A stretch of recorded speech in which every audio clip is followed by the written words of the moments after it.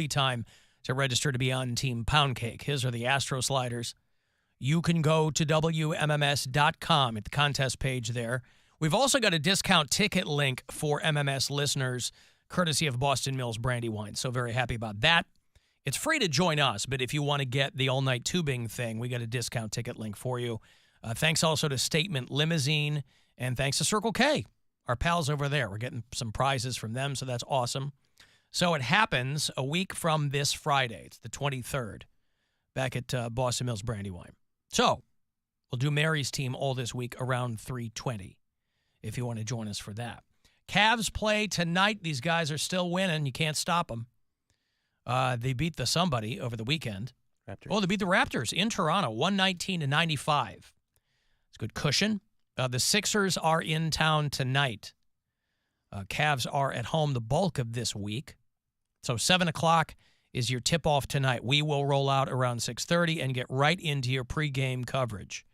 Philly, Cleveland. Tonight at the Robo-Fijo in downtown Cleveland on 100.7 WMMS. And on the iHeartRadio app. You can listen there, too. Tomorrow, iHeart is doing the exclusive premiere of the new Pearl Jam track. It's called Dark Matter, and I guess we're going to be playing it a lot. You want a little taste? Of course. The new Pearl Jam track?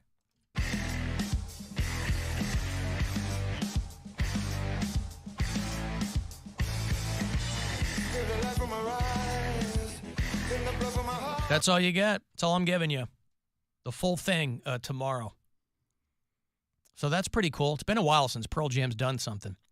And they've been teasing a new album for a while, and it sounds like it might be a little bit more of a straight-ahead rock and roll sound from Pearl Jam. But we'll find out. But the new track tomorrow, you'll be hearing it all day long on MMS, called Dark Matter. If you want to leave us messages on the iHeartRadio app, you can do it there. A little talkback button for you. Hey, Alan, hate the show. With all the conspiracy theories running rampant about Taylor Swift and the NFL, some other things are kind of getting covered up. The humanoid reptile mind control sort of conspiracy theory just got confirmed. If you saw the shooting at the Evangelical Church of Joel Osteen, all you have to do is watch his interview to note that he is a humanoid reptile trying to control people with religion. Joel Osteen is a reptile? Is that what he's saying? Is he talking about because of how Joel Osteen looks? Is that his point? I mean, I don't either. I don't know how the reptile thing actually works. I think maybe he's bagging on how Joel Osteen looks. Yeah, we have a lot of bureau chiefs in the city of Houston, and this mega church, this Joel Osteen mega church, which used to be a friggin' sports arena or something. And a lady walks in between services and just she's holding a kid. I guess thinking that nobody's going to shoot me if I'm holding a kid. I don't know. 36-year-old lady walks in, starts firing. I don't know if there are two people injured. Cops killed the woman and hit the kid because she's holding the kid. The kid is in like critical condition or something. They still don't know what the connection to her and the kid is. You have to think there's probably some kind of familial connection if she's got a kid with her and the kid's not kicking and screaming. But they said that she was screaming Free Palestine or had Free Palestine somewhere on a shirt or a rifle or whatever. And Joel Osteen, maybe he's referring to just how Joel Osteen looks because he does have kind of a wild look about him. Pastor Osteen says he's thankful the shooting did not happen earlier in the day. I can only imagine if it would have happened during the 11 o'clock service. If there's anything good of it, you know what? That's when I really make my money. That she didn't get in there and do a whole lot worse damage. And it could have been a lot worse if there had been some. That's the Lakewood Church in Houston, Texas. About 6 miles from downtown Houston. And lady comes in, starts fire. They were getting ready for the Mexican service, the service in Spanish, which is primarily Mexican parishioners at that church. So, yeah, I wonder why. If you're going in looking to do some damage, why don't you go in during one of the main services? Maybe security is tighter? I don't know. But the woman walks in, and so maybe that whoever left that message, maybe they were just talking about how Joel Osteen looks, because he just looks like a slick dude who's had work done. You know, he's like one of the gemstones. Right. I think, there's parts of the gemstones that are based on him specifically. Yeah, very much so. Yeah. And Joel Osteen is known for he's a prosperity gospel guy, yes? If you give me money, Yeah. God will make, somehow, if you give me money, God will make you rich. That's what a lot of these guys preach. Well, Jesus bought 2 Super Bowl ads. I mean, how much more money? Boy, there was a lot of Jesus in the Super Bowl. Yeah. And it was a lot of mixed messages, too. Because it was a lot of foot washing and a lot of... Get them feet washed. Yeah. There's a lot of... listen, if you look into the company that bought those ads, it's a Christian nationalist group. So, again, mixed messages. They're currently arguing in front of the Supreme Court that religions should be able to legally discriminate, specifically against gay people and this kind of stuff. So the whole He Gets Us campaign, I'm not sure what they're trying to accomplish. They're trying to make it seem like, oh no, we just, Yeah, but you don't have to. But you don't have to then, dig deep anymore to find out who funds these ads. I mean, so first of all, discontinue their tax exemption first, and then we'll talk about whatever you want to do when it comes to discrimination. But I'm sure it's a lot of the same people whining about the Black National Anthem. The same people. But yeah, those Jesus ads were. The foot one was wild. The one where it's like, Jesus, wash feet. Well, it was like I get what they're I know what they're trying to do, but it's just it didn't hit the way they thought it would. No, it just came across your pervy. Company is clearly not as inclusive as the ads would lead you to believe. But yeah, it was strange. Yeah, out of the advertisements, I guess the Schwarzenegger Danny DeVito one was the one that tracked the best with people. They had been teasing it. I got to say, that was pretty good, yeah. This year, I felt like I didn't see a lot of the ads ahead of time. In years past, by the time the Super Bowl hits, you've seen every ad on YouTube or online. Right. Because they kind of breadcrumb them out. I didn't feel like I saw it. Maybe I wasn't paying attention. Maybe if everybody else... I know there were definitely ones that were released ahead of time, but I don't like to search them out. I want to see them when they air. Right. I like that. I like to see it that way. There were a lot of movie trailers. They had the Deadpool Wolverine. They had the Twister sequel. Twisters. Yeah. And then people were going running with the Twisters sequels, and they did a lot of comparison to Too Fast, Too Furious and stuff like that. But that's not the formula they were following. They were following the Alien sequel formula. So it goes Alien, Aliens, Alien 3. So the next Twister will be Twister 3. I thought you meant the content of the film. No. Oh, okay. Just the titles of the Twister Resurrection. Well,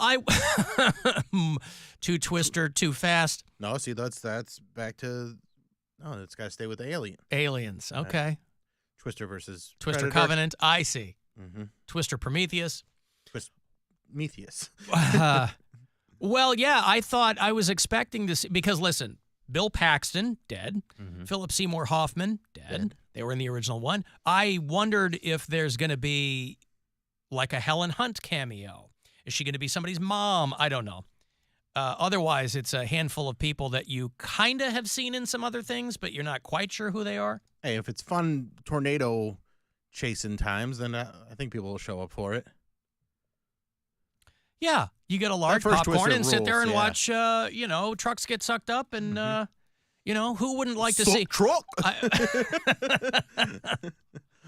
Who wouldn't like to see a movie, Poundcake, of a bunch of people getting sucked up I'd watch. into the tornadoes? Sucking it dry. Yep. Cody Brown in Twisters. I would love to get sucked up. They left that part out. It's in my audition tape. Yep. Yeah, so the Schwarzenegger DeVito thing, people like that, because it was I actually thought the one that I saw everybody slagging was the Dunkin' Donuts ad. I thought it was kind of funny. I didn't really get what was going on. It was kind of loud in my house at that point, and I didn't really know what they were doing with that. Well, J-Lo's in the studio, and Ben Affleck and Matt Damon come in dressed head to toe in like Boston Dunkin' orange, Tom Brady's in it, Jack Harlow's in it. So it was a lot of kitchen sink, but I thought the conceit of it was kind of funny.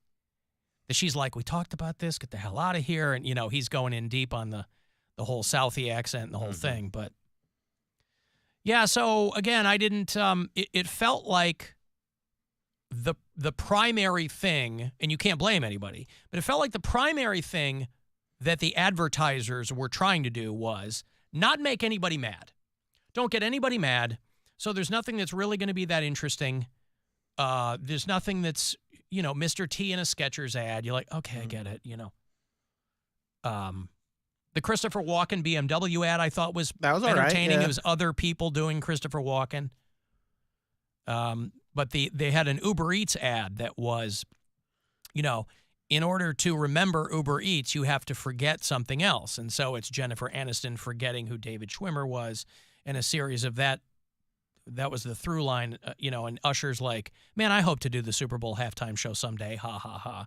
But they had originally cut a scene from that because they had somebody in it with a peanut allergy who forgot they were allergic, and so they showed them with their face all puffed up. And, of course, that got everybody with a peanut allergy upset. So in advance of the Super Bowl, they were like, well, that's insensitive to people with peanut allergies, No, he's saying. so let's cut that out. But they were giving you representation. Well, it would have, but visually it probably would have been funny. But again, to my point that they don't want to make anybody mad now during the Super Bowl, because even the Jesus stuff, I guarantee that didn't make anybody mad. I just don't know who that was for, because people who are way into Jesus don't care about that. People who aren't into Jesus at all don't care about that. So I'm not sure who it was for. Yeah, like, is anybody seeing that commercial and being like, oh, yeah, Jesus. Yeah, nobody was like, oh, this is wild. Oh, yeah, Jesus. They had the Mark Wahlberg prayer app commercial. I don't know. God bless him. Yeah, I don't remember. I mean, I was drinking pretty heavily, but I remember the Schwarzenegger one I liked a lot. And then, I was happy to see the Deadpool teaser. There was the RFK Jr. ad. That one was the strangest one. Like, we were at home and I'm watching, and Gwen and Nora were on the floor doing something for school today, and That she one was turns weird. her head because they played the old Kennedy jingle from the 60s. They're Kennedy. And I was like, what is this? They made it look old-timey. And so, like, they're trying to associate him with all this JFK and RFK nostalgia, but A, the people who are old enough to remember that are already voting for Trump. And B, RFK Jr. is out there like, vaccines put autism ghosts in your legs. Like, that's that guy. So I'm not sure what they were... Let him finish. I'm not sure Tell me more about the autism ghost. what point they were trying to get across with that. They're like, yeah, my uncle and my dad were real famous, and I'm married to the lady from Curb Your Enthusiasm who is always uncomfortable on camera when they talk to her about me. But it was very strange. And it was paid for by like a Trump PAC, I think. So I don't know. I'm not sure what they were going for there. So the ads, yeah, it was like a real mishmash of, I don't know. Every year it seems like the Super Bowl ads, they go, there's one or two iconic ads. And you'd be hard-pressed. If you didn't see a recap online today, you'd be hard-pressed to remember one or two of them at all, other than maybe the movie trailers. Yeah, what's the Wicked? That's coming out. Yeah. Twisters. But like RFK Jr., that's got to be a weird thing, too, for any candidate, because these super PACs that you might not even be associated with can put advertisements out about you. So, like, this guy goes to Twitter and he's like, hey, I want to apologize to my family if they were upset, because none of his family is like, they're not a booster for him. They're like, we don't know when our uncle got to be such a kook, but here he is, and, And so none of them are really on his side, and so he's like, yeah, I'm really sorry for the ad. It's wild. Cost $7 million there. So. That's a lot of sorry. That is a lot of money, boy. I'm going to break here. I will have another $1,000 for you. That next keyword. It's your last week, but we got a lot of keywords still to come for you to grab $1,000 from the Buzzard Bookie. So that next one is coming up at 3:30.